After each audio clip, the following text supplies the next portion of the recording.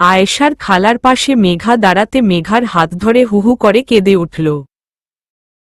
তার কান্না বাদ থামছে না। এই প্রথমবার মেঘা তাকে এভাবে কাঁদতে দেখল। মেঘা কি করবে, কিছুই বলবে তাও কেন জানি পারছে না। আয়েশা খালা মেঘার হাত ছেড়ে দিয়ে ভিতরে চলে গেল। মেঘা কিছুক্ষণ ধরে দাঁড়িয়ে দাঁড়িয়ে ভাবছে কাব্যর বলা কথাগুলো আসলে মা বাবার ভালোবাসাটা যে কতটা গুরুত্ব বহন করে তা মেঘার থেকে ভালো কে জানে। আজ প্রথমবার মেঘার মনে হচ্ছে সে কাব্যকে ভুল চিনেছে, তার যে বাহিরের চেহারাটার পিছে অন্য একটা চেহারা লুকিয়ে আছে। মেঘার সেই চেহারাটাকে খোঁজা উচিত, তাকে জানা উচিত। মেঘা আর কিছুই না ভেবে মন থেকে কাব্যকে মাপ করে দিল। কাব্যকে খোঁজার জন্য বাসার বাহিরে এসে দেখল কাব্য বাগানে দাঁড়িয়ে আছে। মেঘা এক চিলতি হাসি নিয়ে কাব্যর দিকে এগিয়ে আসছে। মনের মধ্যে হাজারো ভালো লাগার অনুভূতিগুলো নেড়ে চড়ে উঠছে। ভালোবাসার সাগরে ঢেউহীন আনাগোনা হচ্ছে। মেঘা কাব্যর কাছে আসার 1 মিনিট আগে কই থেকে একটা মেয়ে এসে কাব্যকে জড়িয়ে ধরল। দূর থেকে স্পষ্টভাবে তা মেঘা দেখে হনহন করে এগিয়ে আসলো। 1 মিনিটের জায়গায় 30 সেকেন্ডে ছুটে চলে আসলো। মেঘা আসতে কাব্য মেয়েটিকে ছেড়ে দিয়ে সরে দাঁড়াল। মেঘার দিকে তাকিয়ে বলতে লাগল, মেঘা ও প্রিয়তা আমার সবথেকে ভালো বন্ধু। প্রিয়তা ও আমার স্ত্রী মেঘা কাব্য চৌধুরী। মেঘা হাসি মুখ নিয়ে প্রিয়তার দিকে তাকাল। প্রিয়তা হেসে হেসে বলল, ভারী মিষ্টি মেয়ে তুমি। তুমি জানো তুমি অনেক ভাগ্যবতী, তুমি কাব্যর মতো ছেলেকে স্বামী হিসাবে পেয়েছ। কাব্য প্রিয়তাকে থামিয়ে দিয়ে বলল, না ভুল বললি, আমি অনেক লাকি যে মেঘা আমার বউ। এই তোর কথার বলার মাঝে কথা বলার স্বভাবটা গেল না। হিহিহি, তো তোর কথা শেষ হওয়ার জন্য অপেক্ষা করতে থাকলে তো দিন গড়িয়ে রাত। এই তুই ফুট তো, এখন আমি মেঘার সাথে আড্ডা জমাবো আর তুই তৃতীয় ব্যক্তি হয়ে এখানে থাকতে পারিস না। না, আমি আমার বউয়ের সাথে থাকব। 2 দিনে ও হয়নি, বিয়ে হলো না আর এর মধ্যে বউ পাগলা হয়ে উঠেছিস, যা ভাগত। না তুই যা, আমার বউ আমার সাথে থাকবে। ধুর। প্রিয়তা মেঘার হাত ধরে টেনে নিয়ে গেল ভিতরে দিকে। আর কাব্য হাসি মুখে তাকিয়ে আছে মেঘার দিকে। কাব্যর হাসি মুখটার দিকে মেঘা এক নজর দিয়ে ভাবল, প্রিয়তার জন্য আপনার মুখে কত সুন্দর হাসি ফুটেছে। প্রিয়তা মেয়েটা মন্দ না, অনেক সুন্দরভাবে গুছিয়ে কথা বলতে পারে। সাধারণভাবে আমরা কোনো কথার পর কোনো কথা বলবো তা খুঁজে পাই না, আর সেই জায়গায় এই মেয়েটি কোনো কথাটা বললে কথার ঢং সুন্দর হবে তা তার আগে থেকে জানা আছে। সব কথার মাঝে একটা কথা খারাপ লাগছে মেঘার, তা হলো কাব্য এ করতে পছন্দ করে, কাব্য ও করতে পছন্দ করে। কথার 4 ভাগের 1 ভাগ অনন্যা বিষয়াবলী নিয়ে আর 3 ভাগই কাব্য আর কাব্য নিয়ে। তবুও এক চিলতি হাসি ঠোঁটের কোনায় ঝুলিয়ে মেঘা খুব সিরিয়াস ভাব সাব নিয়ে শুনে যাচ্ছে তার কথা। কোথা থেকে কাব্য এসে মেঘার পাশে গা এলিয়ে বসে তার কাঁধে মাথা রাখল।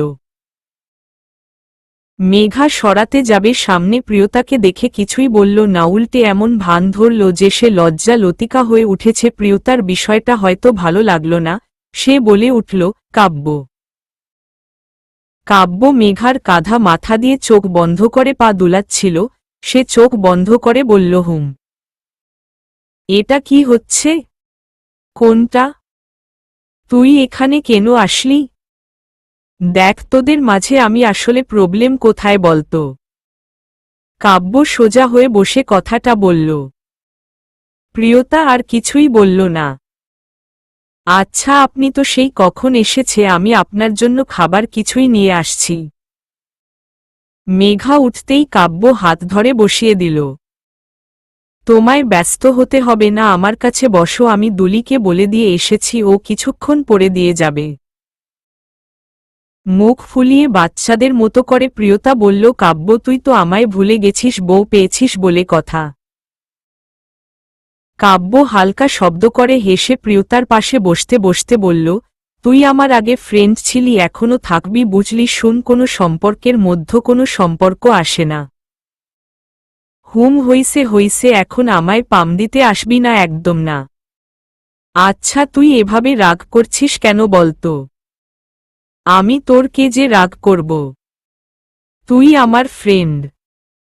প্রিয়তার সাথে কাব্য সেইক্ষণ থেকে কথা বলে যাচ্ছে, মেঘার মাথা ধরছে তাদের কথায়। যত সব ফ্রেন্ডশিপ, মেঘার ইচ্ছা করছে দুইটার মাথা একসাথে করে টোকা দেওয়া, কিন্তু উইয়ে ভদ্রতাজনিত কারণে পারছে না। উল্টো হাসি রেখা ফুটিয়ে তুলতে হচ্ছে মুখের কোণে। ফুলি এসে চা নাস্তা দিয়ে গেল। উফ, সামনে এক কাপ কফি দেখে মেঘার চট করে মনটা ভালো হয়ে গেল।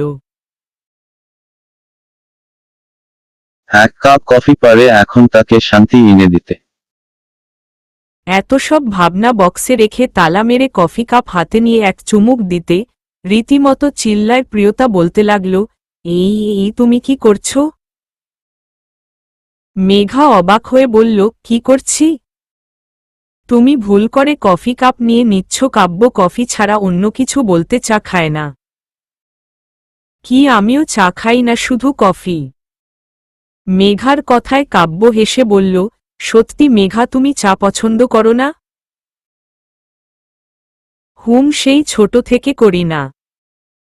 যাক, আমার বউয়ের সাথে আমার কিছুই মিল তো পাওয়া গেল। আচ্ছা, আমি ফুলিকে বলছি আর এক কাপ কফি দিতে। না, আপনি বসুন, আমি গিয়ে নিয়ে আসছি, আপনি আমারটা নিন। প্রিয়তা ভ্রু কুচক্রে বলল, মেঘা, তুমি তো এটা এটো করেছ। কাব্য তোমার ছাড়াটা খাবে? ও সরি, আমি আর একটা নতুন নিয়ে আসছি। কাব্য মেঘার হাত থেকে কফির মগটা নিয়ে বসে পড়ল। আপনি কি করছেন বলুন তো? তোমারটা আমি খাবো, তুমি অন্য এক কাপ নিয়ে আসো। আমি তো এটা খেয়েছি। আমার কোনো সমস্যা নেই বুঝলা, এটা এখন আমার কাছে দ্বিগুণ মিষ্টি লাগবে। চোখ টিপে মেঘাকে কথাটা বলল। মেঘা কিচেনে চলে গেল আরও এক কাপ কফি আনতে। কিছুক্ষণ পর মেঘা কফি হাতে ফিরে আসলো আর দেখল প্রিয়তা হাসিতে কাব্যর গায়ে এলিয়ে পড়ছে, যা মেঘার একদম সহ্য হচ্ছে না। মেঘাকে দেখে প্রিয়তা হেসে হেসে বলছে, মেঘা, তুমিও দেখো আমার আর কাব্যর পিকচার। মেঘা এগিয়ে এসে কাব্যর পাশে বসতে কাব্য এক অদ্ভুত অনুভব নিয়ে মেঘার দিকে তাকালো। প্রিয়তা উঠে এসে মেঘার পাশে বসল। মনে মনে মেঘা এটাই চাচ্ছিল। প্রিয়তা একের পর এক ছবি দেখিয়ে চলেছে। মেঘা মনে মনে বলছে, ইহো আমার বরের সাথে আমি পিক তো দূর, একটা সেলফি তুললাম না, আর একে দেখো সব অ্যাঙ্গেলে পিক তুলে শেষ করেছে। মেঘার ইচ্ছা হচ্ছে ফোনটা তুলে আছাড় মারতে, কিন্তু সে নিরুপায়। আমি বিরক্ত হয়ে দেখছি আর কতশো পিক যে তুলেছে এই মেয়েটা, সেটা সে জানে। হুট করে প্রিয়তার ফোনে ফোন এলো। আমি খুব খুশি হয়ে যে ফোন দিয়েছে তার জন্য ভালো ভালো দোয়া করতে থাকলাম। আমাকে বড্ড বাঁচালেন। পিক দেখে দেখে আমি ডিপ্রেশনে চলে যাচ্ছিলাম। প্রিয়তা ফোন হাতে ব্যস্ত ভঙ্গিতে উঠে গেল।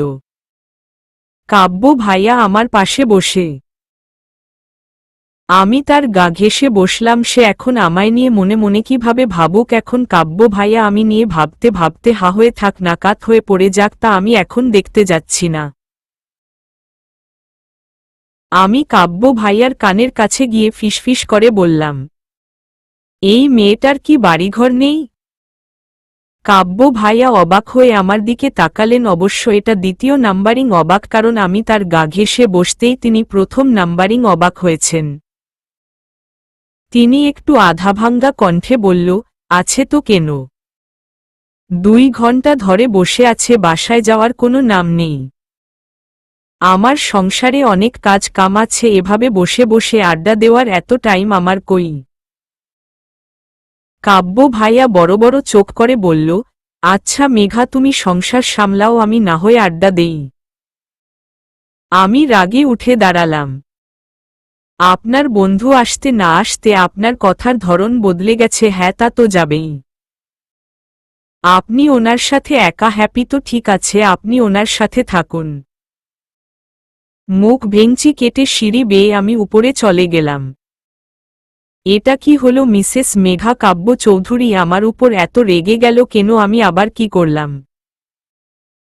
আমার রাগে গা জ্বলে যাচ্ছে, ইচ্ছে করছে ওই মেয়েটাকে ঘাড় ধাক্কা দিয়ে না ফুটবলের মতো লাথি মেরে বের করে দেই। আমার সামনে আমার বরের উপর লাইন মারছে তা আমি বেশ বুঝতে পারছি।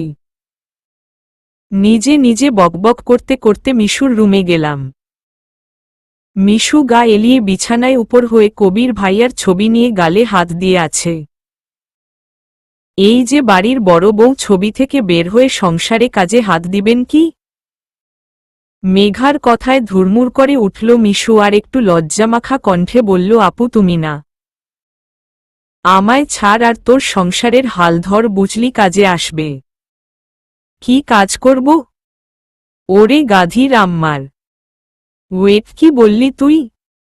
গাধীর আম্মা? বাহ, স্বামী স্ত্রী একই ভাষায় বকা দিচ্ছ? হ্যাঁ তোমাদের দিন এই চুচুপ করত। আমতা আমতা করে বললাম, আমায় তো চুপ করতে বলবা। আচ্ছা যা, তোকে ভালো কথা বলতে আসছিলাম, এখন বলবো না, এই আমি চললাম। এই আপু যাস না প্লিজ, বল না বল। দেখ, কোনো মানুষের মনের মধ্য ঢুকতে হলে প্রথমে তার পেটের মন জয় করো, এটা কবি বলেছেন। কোনো কবি? সেটা বেশি দরকার নাকি আমার মূল কথা শোনাটা? আচ্ছা এই আমি চুপ করলাম, তুই বল। এখন তুই কবির ভাইয়ার সব পছন্দের খাবার রান্নাবান্না করে নিয়ে যাবি অফিসে, আর দেখবি এভাবে আস্তে আস্তে তোর প্রতি দুর্বল হয়ে পড়বে ভাইয়া, তারপর পাগল মজনু হয়ে যাবে তোর প্রেমে। এই আপু তুই আজকাল বেশি ফ্রি হয়ে যাচ্ছিস। আচ্ছা শুক্রিয়া শুক্রিয়া। আমি তো তেমন রান্নাবাড়া পারি না। আমি আছি তো, তুই চল আমি দেখিয়ে দিব। ওকে চল আপু। মেঘা অনেকক্ষণ হলে গেছে, এখন প্রিয়তাকে কাব্যর রীতিমতো বিরক্ত লাগছে। তার কোনো কথাই তার মাথায় আসছে না, শুধু মেঘার কথাবার্তা মাথায় ঘুরছে। মিসেস পুতুল চৌধুরী নিচে নেমে এসে প্রিয়তাকে দেখে খুশি হয়ে বললেন, প্রিয়তা কখন এসেছ তুমি? এই তো অনেকক্ষণ হলো আন্টি। আমায় কেউ জানায়নি কেন? তুমি কিছুই নিয়েছ? আন্টি আপনাকে ব্যস্ত হতে হবে না। ওয়াও আন্টি, এই শাড়িতে তো আপনাকে জাস্ট অসাধারণ লাগছে। থ্যাঙ্কস প্রিয়তা। এরই মধ্যে বাসার কাজের লোক রহিম এসে বলল, ম্যাডাম ফ্রিজের তারটা লিংক হয়ে গেছে কোনোভাবে, এখন যে কেউ ফ্রিজটা ধরলে শর্ট খাইতে পারে। মিস্ত্রি ডাইকা এটা এখনই ঠিক করতে হইব। মিস পুতুল চৌধুরী রাগী কণ্ঠে হুঙ্কার দিয়ে বলল, বেয়াদব, মেহমানের সামনে এসব বলছিস? বাসায় কি কেউ নেই? এইসব ছোটখাটো জিনিস আমায় দেখতে হবে এখন। কাব্য অনেকটা রাগ হয়ে বলল, তুমি দেখবে না তো কে দেখবে মা? এটা না তোমার সংসার। কাব্যর কথায় মিসেস চৌধুরী বেশি কিছুই বললেন না, তিনি বিরক্ত হয়ে রহিমকে বলল, যা, আমি এখনই ইলেকট্রিশিয়ানকে ফোন করে দিচ্ছি, ওরা এসে রিপেয়ার করে দিয়ে যাবে। বলে পুতুল চৌধুরী ব্যস্তভঙ্গিতে নিজের রুমে দিকে চলে গেলেন। এত সব চিৎকার চেঁচামেচির মধ্য টিপটাপ পা ফেলে রান্নাঘরের দিকে চলে গেছে মিশু আর মেঘা। এই মিশু কবির ভাইয়া কি পছন্দ করে, তার জন্য কি বানাবি? আপু আমি ভাবছি আলুর পরোটা আর মিষ্টি জাতীয় হিসাবে গাজরের হালুয়া বানিয়ে ফেলি। বেশি টাইম লাগবে না, চটপট লেগে পড়।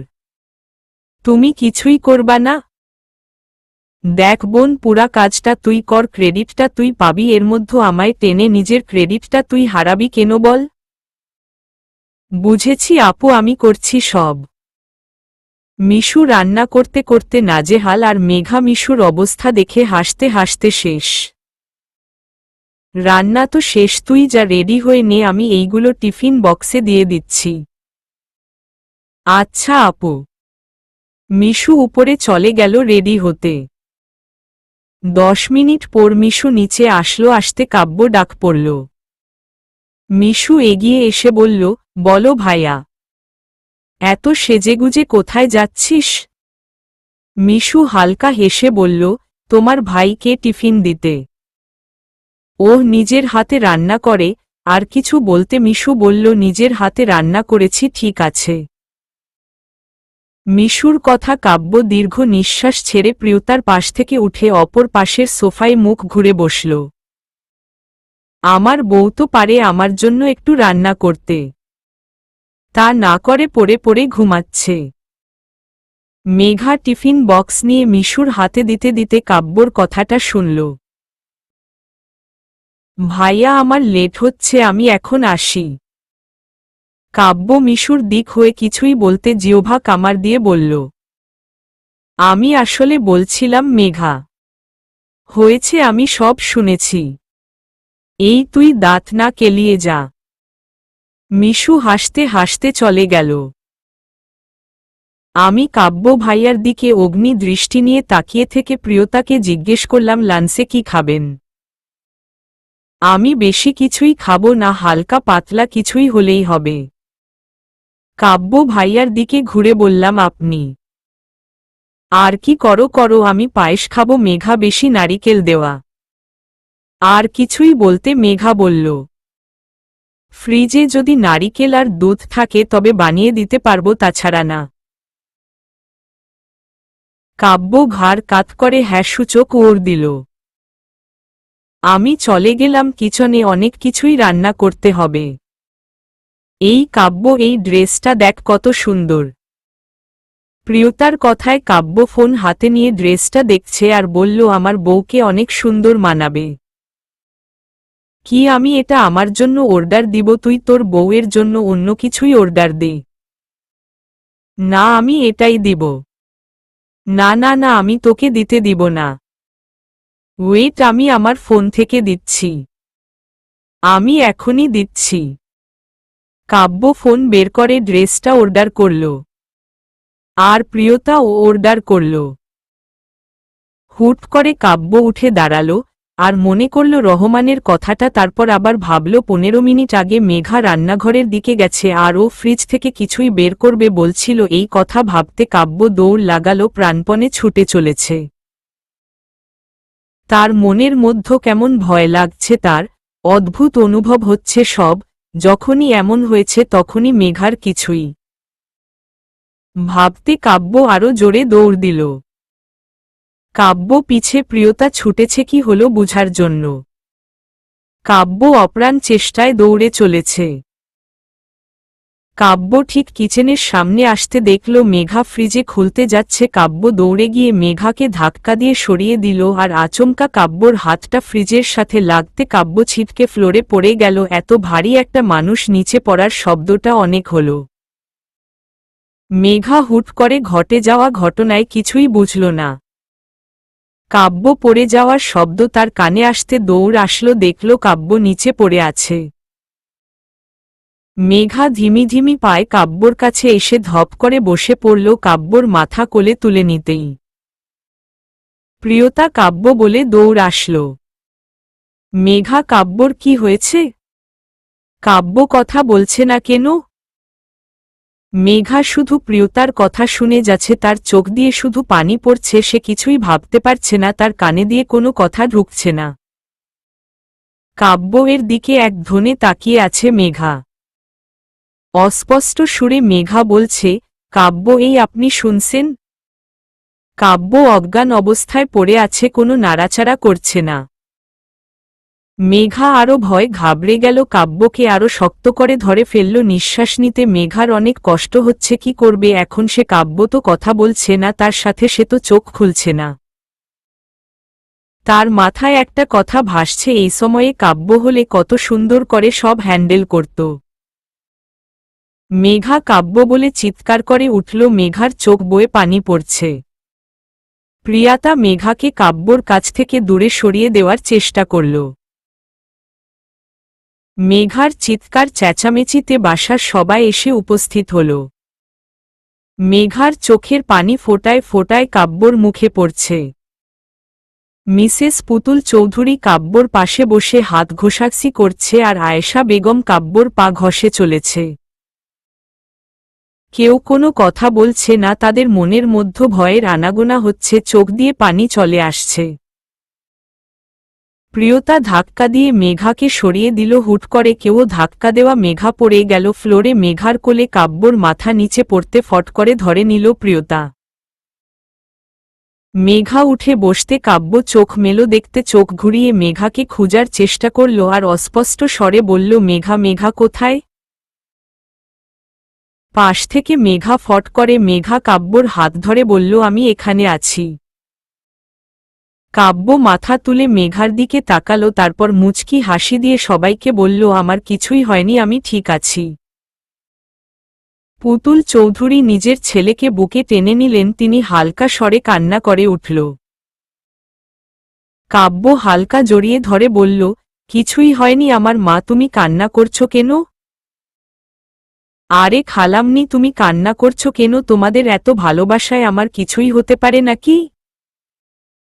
সবাই শান্ত হয় তো। কি বলছিস কাব্য? শান্ত হব তোর যদি কিছুই হয়ে যেত? মা, আমার কিছুই হয়নি, হালকা শট খেয়েছি একটু। তুই সেন্সলেস হয়ে গেছিলি কাব্য। কাব্য উঠে দাঁড়ালো, প্রিয়তার হাত ধরে উঠে দাঁড়ালো। মেঘা ঠায় দাঁড়িয়ে মুখে আঁচল গুজে কান্না করছে। তার হুঁচকি উঠার উপক্রম হয়েছে।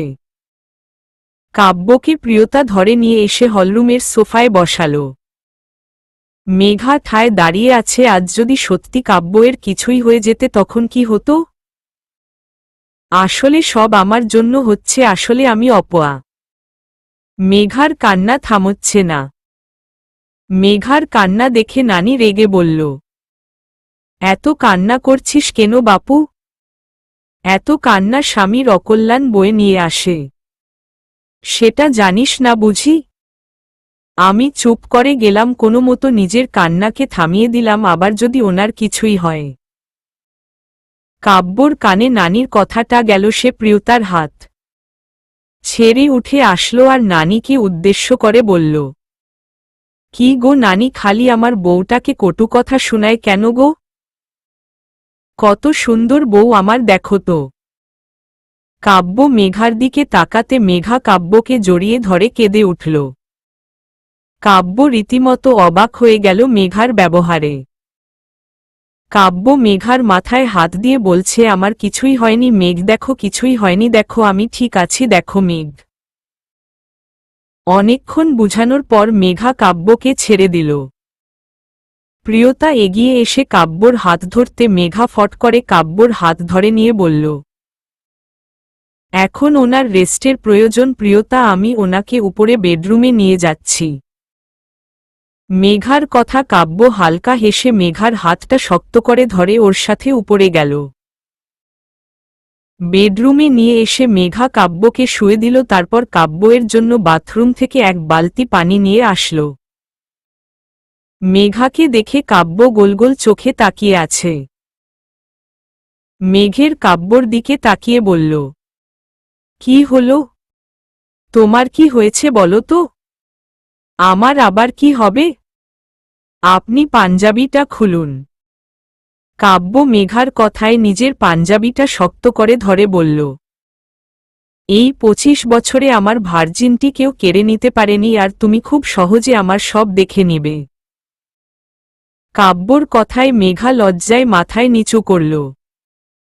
ইস, কি লজ্জাজনক কথা, তাই না? অনায়াসে বলে দিচ্ছেন, আসলে কি যে করি? আমতা আমতা করে বলল, আসলে আমি আপনার গাটা মুছে দিতাম, অনেক গরম তো তাই। মেঘ, তুমি আমার গায়ে হাত দিয়ে দেখেছ? আমায় আবার লজ্জায় ফেলে দিলেন। তবু এবার রাগী দৃষ্টি নিয়ে থাকাতে উনি বাচ্চাদের মতো ভয় পেল আমায়। আমি ওনার পাঞ্জাবিটা খুলে দিয়ে পুরা শরীরটা মুছে দিলাম। কতটা ফর্সা উনি, একদম দুধে আলতা গায়ের রং। উনি শুয়ে আছে, আমি ওনার মাথার কাছে বসে আছি। এমন সময় প্রিয়তার আবির্ভাব। আমি উঠে দাঁড়াতে উনি আমার হাত শক্ত করে ধরে নিল। আমি বাধ্য হয়ে তার পাশে বসে রইলাম। প্রিয়তা এসে ঠিক বেডের সাইডে দাঁড়াল। ওনার দিকে ছলছল নয়নে বলল, তুই ঠিক আছিস তো কাব্য? উনি মুচকি হেসে বলল, হুম ঠিক আছি, আর এখন বউয়ের সেবায় আরো তাড়াতাড়ি সুস্থ হয়ে যাব। তুই সুস্থ না হওয়া পর্যন্ত আমি এখানে থাকব কাব্য। তা কেন প্রিয়তা, তুই এখানে থাকতে যাবি কেন? আমার জন্য মেঘা আছো তো? তাড়িয়ে দিচ্ছিস কাব্য? আরে পাগল, তাড়াতে যাব কেন? এমন এক্সিডেন্ট হয়ে থাকে তার জন্য কি জীবন থেমে যাবে? হ্যাঁ যাবে, আমারটা যাবে। প্রিয়তা তুই বাচ্চাদের মতো বিহেভ করছিস কেন? এখন তোর বউ হয়েছে দেখে আমি তোর বাসায় থাকলে তোর সমস্যা হবে তাই না? প্রিয়তা তুই আমার বউয়ের সাথে নিজের তুলনা দিচ্ছিস কেন?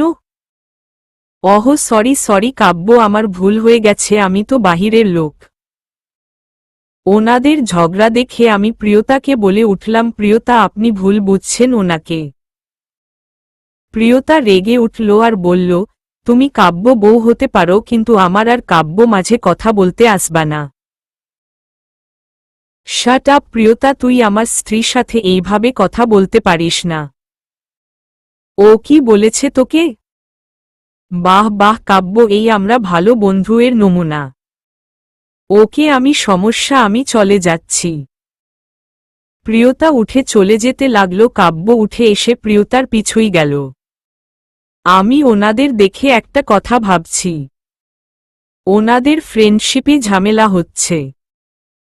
বন্ধুত্বের মাধ্য ফাটল না ধরাই উনি জানি প্রিয়তাকে বুঝাতে পারে, মনে মনে এই দোয়া করছি। আমি অনেকক্ষণ থেকে বসে আছি কিন্তু উনি আসছেন না দেখে পায়চারি করতে আরম্ভ করলাম। পায়চারি মানুষ তখনই করে যখন মানুষের মধ্যে অস্থিরতার সৃষ্টি হয়। কিন্তু অদ্ভুতভাবে আমি বুঝতে পারছি না আমার মধ্য কিসের এত অস্থিরতা, কিসের এত অপেক্ষা। প্রিয়তা মেয়েটা আসার পর থেকে সবকিছুই কেমন অদ্ভুত লাগছে আমার। এটা তো স্বাভাবিক, কোনো নারী তার স্বামীর সাথে অন্য একটা মেয়ের ভাব পছন্দ করবে না। কিন্তু আমাদের স্বামী স্ত্রীর সম্পর্কের ভিত্তিটা কি মজবুত। একটা চাপা নিঃশ্বাস মনের মধ্য থেকে বাহিরে চলে আসছে। আসলেই মনটা বড্ড বেপরোয়া, কখন কিভাবে যে কাজ করে তা বুঝে ওঠা মুশকিল। ইজি চেয়ারে গা এলিয়ে দিলাম, চোখটা বন্ধ করেছি একটু শান্তির খোঁজে। আমার কোলে কেউ মাথা দিয়ে ফ্লোরে পা ফেলে বসল। তার ছোঁয়া, আমি কেঁপে উঠলাম। চোখ মেলে দেখতে এক ভালো লাগা বয়ে গেল মনের মধ্য। উনি আমার হাতটা ধরে তার মাথার উপর রাখল। আমি তার সিল্কি চুলগুলো বিলি কাটতে লাগলাম। তিনি আদুরে ভাবে বলেন, মেঘ আজ তোমার কিছুই হয়ে গেলে আমি তো শেষ হয়ে যেতাম জানো মেঘ, তুমি আমার দুনিয়া, আমার মেঘ বালিকা। ওনার কথা শুনলে আমি একটা ঘোরের মধ্য কাটাই। এত সুন্দর করে তিনি গুছিয়ে সাজিয়ে কথা বলেন, তা শুনলে মনের মধ্য এক অনুভূতির হাওয়া বয়ে যায়। কাব্য হাঁটু গেড়ে বসল মেঘার সামনে, একটু এগিয়ে আসলো মেঘার কাছে। মেঘা চোখটা বন্ধ করে নিল। কাব্য চেয়ারের দুই হাতলে হাত রাখল আর আস্তে আস্তে মেঘার দিকে এগিয়ে গেল। কাব্য নিজের ঠোঁটটা মেঘার কপালে ছোঁয়াল। মেঘার ঘাড়ে মুখ ডুবিয়ে দিল। হুট করে কারো পায়ের শব্দে কাব্য টাস করে উঠে দাঁড়াল। এভাবে কাব্য সরে যাওয়াতে মেঘা প্রচণ্ড লজ্জা পেল।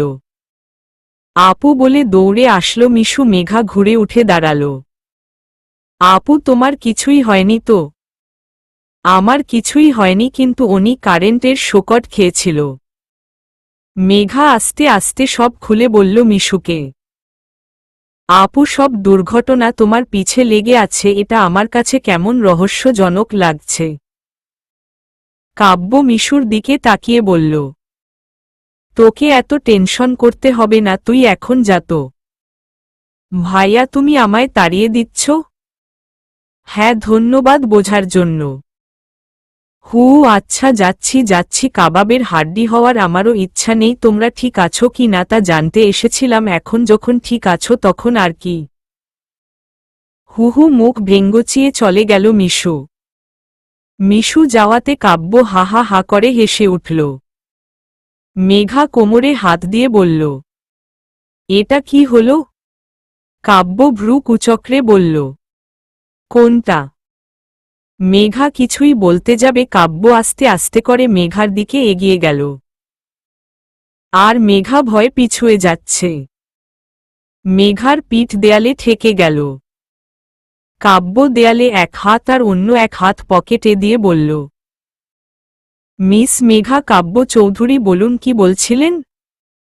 মেঘা কাব্যর দিকে শুধু ভরাট দৃষ্টি নিয়ে দাঁড়িয়ে আছে। কাব্য আস্তে আস্তে করে মেঘার কোমর ধরে নিজের কাছে টেনে নিয়ে আসল। মিসেস চৌধুরী আপনি কিন্তু অনেক খাটো, দেখুন আমার কাঁধের নিচ পর্যন্ত আপনার হাইট। হু আমি মোটেও খাটো না, আপনি বরং তালগাছ সমান লম্বা। মেঘাকে ছাড়ে দিয়ে বলল, আচ্ছা তাই? হুম তাই না তো কি? তুমি খাটো এখন সেটা বলছো না আর কথা ঘুরাচ্ছ। আমার হাইট পারফেক্ট ঠিক আছে। আচ্ছা তোমার হাইট কত? 5 ফিট একদম সমান সমান। আমার হাইট 6 ফিট 2 ইঞ্চি। মেঘা হা হয়ে কাব্যর দিকে তাকালো, অবশ্য তিনি সত্যি এমন লম্বা, আমি তার গলার নিচে হব। কাব্য মেঘাকে চুপ থাকতে দেখে হেসে বলল, আসলে খাটো বউ এর সুবিধা অনেক। অনেক সুন্দর করে জড়িয়ে ধরে আদর করা যায়। কাব্য কথা মেঘা লজ্জা পাচ্ছে দেখে কাব্য হেসে বিছানার পাশে গিয়ে দাঁড়াল। হুট করে পুরা রুমের লাইট অফ হয়ে গেল, হয়তো ইলেকট্রিসিটি চলে গেছে। অন্ধকারে মেঘা ঘুরতে শাড়ির পাড়ের সাথে দেবর খেয়ে সোজা কাব্যর উপর গিয়ে এমন ভাবে পড়ল যে কাব্যর ঠোঁটের উপর মেঘার ঠোঁট ছোঁয়াল। কাব্যর ঠোঁটের ছোঁয়া পেতে মেঘা আরও নিজেকে বিলিয়ে দিল। কাব্যর কাছে একটা ঘোর কাজ করছে, মেঘার মধ্যে আবেগের বশে কাব্য ডুবে গেল মেঘার ঠোঁটে। 2 মিনিট পরে রুমে লাইট অন হয়ে গেল। আলো এসে পড়তে মেঘা চোখ মিলে তাকালো আর কিছুই না ভেবে কাব্যকে নিজের কাছ থেকে সরিয়ে দিল। মেঘার এমন ব্যবহারে কাব্য অনেক কষ্ট আর ভয় পেল। তার মনে পড়ল প্রথম দিনের কথাগুলো। মেঘা নিশ্চয় তাকে ভুল বুঝবে, কিন্তু সে কিছুই ইচ্ছা করে করেনি, সব হয়ে গেছে। এখন মেঘা কি ভাবছে? কাব্য মাথায় হাত দিয়ে বসে পড়ল। মেঘা দৌড়ে বেলকানিতে এসে দাঁড়াল। রেলিং ধরে ভাবচ্ছে তার এমন ব্যবহারে কাব্য কি মনে করছে? তার তো কোনো দোষ সত্যি নেই, হুট করে সব এক নেশার ঘোরে হয়ে গেছে। আর উনি তো ওনার বিয়ে করা বউকে টাচ করেছেন। আমার এই বিহেভিয়ারে উনি নিশ্চয় নিজেকে দোষ দিচ্ছেন। ঘড়িতে রাত 10টা বেজে 10 মিনিট। মেঘা আজ কাব্যর পাশে শুয়ে আছে, অবশ্য কাব্য অন্য পাশ হয়ে শুয়েছে। কাব্যর মনের মধ্যে একটা অপরাধবোধ কাজ করছে, যা তার আর মেঘার মাঝে অনেক বড় দেয়াল তুলে দিয়েছে। মেঘা কাব্য দিকে তাকিয়ে আছে, সে এপাশ হলে তাকে সরি বলে দিব, কিন্তু কোনোভাবে কাব্য এপাশ আর হচ্ছে না। এখন মেঘার মধ্যে খারাপ লাগা কাজ করছে আর তাকে কাছে পাবার হাহাকার। প্রিয় মানুষটার চোখে আজ এক ভয় মেঘা লক্ষ্য করেছে। তার বৈধ স্ত্রীকে শুধুমাত্র টাচ করার ভয়ে সে কুঁকড়ে গেছে, তা শুধু তার জন্য হয়েছে। মেঘা কাব্যরকে একবার সরি বলার সুযোগ খুঁজছে। মিশু টেবিলে বই পড়তে পড়তে বইয়ের উপরে মুখ থুবড়ে পড়ে ঘুমাচ্ছে। কবির রুমে এসে মিশুর ঘুমান্ত ফেসটার দিকে বেশ কিছুক্ষণ ধরে তাকিয়ে থাকল। আবার কি সব ভেবে ওয়াশরুমে চলে গেল। ওয়াশরুমের দরজার শব্দে মিশুর ঘুম ভেঙে গেল। সে ঠিক বুঝল কবির এসেছে। কবির ফ্রেশ হয়ে আসতে মিশু বলল, নিচে চলো, আমি তোমার খাবার বেড়ে দিচ্ছি। কবির কিছুই বলল না, শুধু শব্দহীন পায়ে মিশুর সাথে নিচে চলে গেল। ডাইনিং টেবিলে মিশু খাবার প্লেট সাজিয়ে কবিরের সামনে বসল। কবির চুপচাপ খাওয়া শুরু করল। মিশু মনে মনে বলছে, আমি যে তার জন্য না খেয়ে বসে আছি তার দিকে তার হুঁশ নেই, নিজে গপগপ করে খেয়ে যাচ্ছে। ইস, ক্ষুধা আমারও লাগছে জনাব, আমার দিকে একটু থাকান। কবির কিছুই বলল না। মিশুর আশা আশঙ্কাকে বলি দিয়ে নিজের পেট ভরিয়ে ব্যস্ত ভঙ্গিতে চলে গেল নিজের রুমে। মিশু বেচারা ক্ষুধাত পেটে রুমে এসে সোফায় গা এলিয়ে দিল। কবির মিশুর দিকে তাকিয়ে ভাবছে, সারাদিন আমার এত খেয়াল রাখছে, একবার কি জিজ্ঞেস করতে পারলাম না তুমি খেয়েছ কি না? আমি কেন করব? ও তো আমায় ধোঁকা দিয়ে বিয়ে করেছে, এখন বুঝুক আমার কি। কবির পাশ ফিরে ঘুমিয়ে গেল। রাত বাড়ার সাথে সাথে সবাই ঘুমের দেশে পাড়ি জমায়। হাজারো চিন্তাভাবনাকে ঠেলে তারা একটু চিন্তা মুক্ত হতে বিছানায় গা এলিয়ে দেয় আর পরম শান্তির আশায় ঘুমিয়ে পড়ে আর অপেক্ষা করে নতুন একটা সূর্যের, নতুন একটা দিনের। সকাল 7:15 কাব্য উঠে আগে ঘড়ির দিকে তাকাল। উঠো বসতে সে মেঘার দিকে একদৃষ্টিতে তাকিয়ে থাকল। কত নিষ্পাপ মেয়েটা, আর সে কি না বারবার তার সাথে কিসব করে চলেছে তার মন ও জানে না সে কি করছে। কাব্য কিছুক্ষণ ধরে মেঘার দিকে তাকিয়ে আছে। মেঘা নড়ে চড়ে উঠতে সে জলদি জলদি করে উঠে দাঁড়াল। মেঘার ঘুম ভাঙ্গা চোখ কাব্যর দিকে পড়তে সে সোজা ওয়াশরুমে চলে গেল। মেঘা উঠে বসল আর ভাবতে লাগল এটা কি হল। মেঘা পায়চারি করছে, কাব্য প্রায় 20 মিনিটের উপর হবে ওয়াশরুমে গেছে, বের হবার নাম নিচ্ছে না। মেঘার বোধ হচ্ছে কাব্য সারাজীবন ওয়াশরুমে কাটাবে আজ। মেঘার ভাবনাকে জলাঞ্জলি দিয়ে কাব্য কাঁধে টাওয়াল নিয়ে নিজের চুল ঠিক করতে করতে ড্রেসিং টেবিলের আয়নার সামনে দাঁড়াল।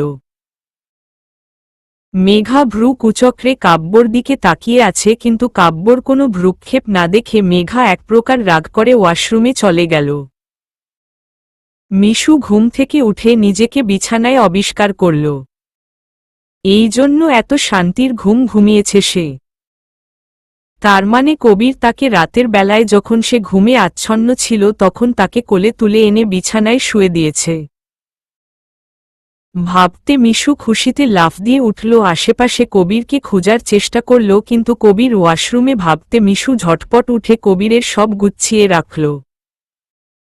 আর হালকা হালকা প্রেমের হাওয়া ভাসতে লাগল মিশু। কাব্য বেলকানিতে বসে নিউজপেপারে চোখ দিয়ে আছে, যদিও তার ভাবসাবে মনে হচ্ছে অতি মনোযোগ সহকারে সে নিউজের প্রতিটা হেডলাইন পর্যন্ত পড়ে যাচ্ছে, কোনো কিছুই বাদ দিচ্ছে না। আসলে তার মন শুধু ব্যস্ত হয়ে আছে কালকের ঘটনাটা নিয়ে, সারাক্ষণ শুধু ভেবে চলেছে এখন মেঘা তার থেকে দূরে সরে যাব। মেঘা এসে কাব্যর সামনে দাঁড়াল। কাব্য দেখেও না দেখার ভান করে রইল।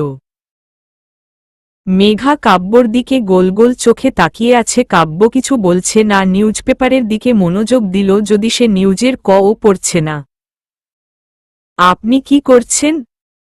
দেখছ না নিউজ পেপার পড়ছি। ওহো আচ্ছা, আমি এখন একটু ব্যস্ত আছি নিউজটা পড়তে। মেঘা কাব্যর হাত থেকে নিউজ পেপারটা মেঘা নিতে কাব্য উদ্বিগ্নতা নিয়ে বলল, আরে পড়তে তো দেও। নিউজ পেপারটা সোজা করে পড়ুন, সহজে তাড়াতাড়ি পড়তে পারবেন। কাব্য একটা হাসি রেখা ফুটিয়ে তোলার চেষ্টা চালাচ্ছে। মেঘা এবার রেগে বলল, কি হয়েছে আপনার? কিছুই না। কাব্য মেঘাকে পাশ কাটিয়ে ভিতরে আসতে মেঘা আবার তার সামনে এসে দাঁড়াল। কাব্য আবার যেতে মেঘা পথ আগলে দাঁড়াল। মেঘা এবার দ্বিগুণ রেগে বলল, থামুন। কাব্য ভয়ে দাঁড়িয়ে আছে। মেঘার কাব্যর ঠিক পাশে দাঁড়িয়ে বলল, আপনি একটু নিচু হন তো। কাব্য ভ্রু কুচক্রে তাকল আর ভাবল আমাকে থাপ্পড় মারতে তো হাতে পাবে না, তাই কত সুন্দর ভদ্রভাবে বলছে নিচু হন না, আপনায় থাপ্পড় মারব, এটাতে যদি আমায় ক্ষমা করে দেও তাহলে আমি 1000টা থাপ্পড় খেতে রাজি। কাব্য দুহাত পিছনের দিকে মুষ্টিবদ্ধ করে ধরে মেঘার দিকে ঝুঁকে গেল। ফ্লোরের দিকে তাকিয়ে আছে সে। কাব্য ঠিক মেঘার সামনে ঝুঁকে আছে। মেঘা কাব্যর আর একটু কাছে গিয়ে তার গালে হালকা করে নিজের ঠোঁট ছোঁয়ালো। কাব্য মেঘার দিকে তাকাতে মেঘা দৌড়ে নিচে চলে গেল। কাব্য অবাক হয়ে দাঁড়িয়ে আছে। কিছুক্ষণ আগে কি হলো তা চোখ বন্ধ করে আবার মনে করার চেষ্টা করল। আর ভাবতে কাব্য খুশিতে নেচে উঠল, রীতিমতো লাফাতে লাগল। কাব্য দাঁড়িয়ে না থেকে নিচে যাওয়ার জন্য দৌড় লাগাল। কাব্য নিচে এসে একটু গম্ভীর হয়ে গেল। এখানে সবাই আছে, ড্রিঙ্ক টেবিলে বসে সবাই ব্রেকফাস্ট করছে, আর দিন তো কেউ করে না। আর আজ কাব্যকে দাঁড়িয়ে থাকতে দেখে তার মা বলে উঠল, কাব্য দাঁড়িয়ে কেন বাবা, আয় বসো। কাব্য সবার সাথে বসে চুপচাপ ব্রেকফাস্ট করতে লাগল। ব্রেকফাস্ট শেষে যে যার কাজে ব্যস্ত হয়ে পড়ল। মেঘা নিজের কাজ করছে। কাব্য লিভিং রুমে বসে আছে শুধুমাত্র মেঘার অপেক্ষায়। মেঘা কাজ করছিল, কোথা থেকে প্রিয়তা এসে বলল। শেক্সপিয়ার কি বলছিল জানো মেঘা? মেঘা অবাক হয়ে প্রিয়তার দিকে তাকালো আর বুঝার চেষ্টা করল কি বলতে চাচ্ছে সে। প্রিয়তা হেসে বলল, একটা ছেলে আর একটা মেয়ে কখনো নাকি বন্ধু হতে পারে না, তাদের মধ্যে কোনো অন্য রিলেশন থাকবে। মানে খুব সিম্পল মেঘা, আমি আর কাব্য তো ফ্রেন্ড, তোমার কি মনে হয় না যে আমাদের মধ্যে অন্য কোনো রিলেশন? মেঘা এবার প্রিয়তার কথায় হেসে ফেলল। মেঘাকে হাসতে দেখে প্রিয়তা অনেকটা অপ্রসন্ন হল। মেঘা হাসতে হাসতে বলল, বন্ধুত্ব এর মধ্যে ভালোবাসা থাকে, এটা জানেন না বুঝি? সব সম্পর্কের মানে কিন্তু ভিন্ন ভিন্ন হয়। যেমন আমি কাব্য চৌধুর স্ত্রী, তিনি আমায় যেভাবে ভালোবাসেন আপনায় কিন্তু সেভাবে বাসেন না। আপনায় তিনি বন্ধুর নজরে দেখেন, কিন্তু আপনি যদি এখন তাকে ভিন্ন ভিন্ন নজরে দেখেন তার দায়িত্ব আর তিনি নিবেন না। প্রিয়তা কিছুই না বলে লিভিং রুমের দিকে হাঁটা দিল। মেঘা পিছুই আসলো। মেঘা আসতে কাব্য মেঘার হাত ধরে টান মেরে নিয়ে যাচ্ছে। প্রিয়তা রীতিমতো অবাক, সে যে এখানে এসেছে তা কাব্য খেয়াল তো দূর দেখে না দেখার ভান করে চলে গেল। কাব্য ড্রাইভ করছে, মেঘা চুপচাপ বসে আছে। মাঝে মধ্যে কাব্যর দিকে তাকিয়ে মুচকি হাসছেও। কাব্য রোডসাইডের ফাঁকা জায়গায় গাড়িটা পার্ক করল। ভুলবশত কাব্য গাড়ি থেকে নামতে তার মানিব্যাগটা গাড়িতে পড়ে গেল। অবশ্য কাব্য আর মেঘা কেউ লক্ষ্য করল না। কাব্য আর মেঘা হাতা না ধরে একটু ফাঁকা রেখে একসাথে হেঁটে চলেছে। তাদের পাশ দিয়ে শোষা করে গাড়ি ছুটে চলেছে। কাব্য ও মেঘার সামনে একটা পিচ্চি ছেলে এসে দাঁড়ালো, তার হাতে এক গুচ্ছ লাল গোলাপ। ছেলেটা কাব্যকে বলল, ভাইজান ভাবি রে দিয়া মনের কথা কইয়া ফেলান। কাব্য অবাক, এতটুকু বাচ্চার মুখে এমন কথা শুনে। কাব্য মেঘা দুজনে গোলগোল চোখে ছেলেটার দিকে তাকিয়ে আছে। কাব্য আর কিছুই না ভেবে ফুলের তোড়াটা মেঘার হাতে দিয়ে দিল। আর বলতে লাগলো, তোকে এখন কত দিতে হবে? ভাইজান বেশি না, 200 টাকা দেন। কাব্য টাকা বের করার জন্য পকেট হাত দিয়ে মানিব্যাগটা পেল না। মেঘা, আমি বোধহয় মানিব্যাগটা গাড়িতে ফেলে আসছি। এই পিচ্ছি, তুই চল আমার সাথে, তোকে টাকা দিচ্ছি আমি। মেঘা এখানে দাঁড়িয়ে রইল। কাব্য ফুলওয়ালা ছেলেটাকে নিয়ে গাড়ির কাছে গেল। মানিব্যাগটা বের করে ছেলেটাকে টাকা দিয়ে হাসতে হাসতে মেঘার দিকে এগিয়ে আসছে। মেঘা একগুচ্ছ লাল গোলাপ নিয়ে দাঁড়িয়ে আছে। কাব্য আসছে তার পাশ দিয়ে, ব্ল্যাক কালারের গাড়ি জোরে জোরে এগিয়ে যাচ্ছে। কাব্য রাস্তার এত গাড়ির মাঝে এই গাড়িটাকে বিশেষভাবে দেখল না। কাব্য মেঘার দিকে এগিয়ে আসছে আর গাড়িটা মেঘার দিকে চলবে।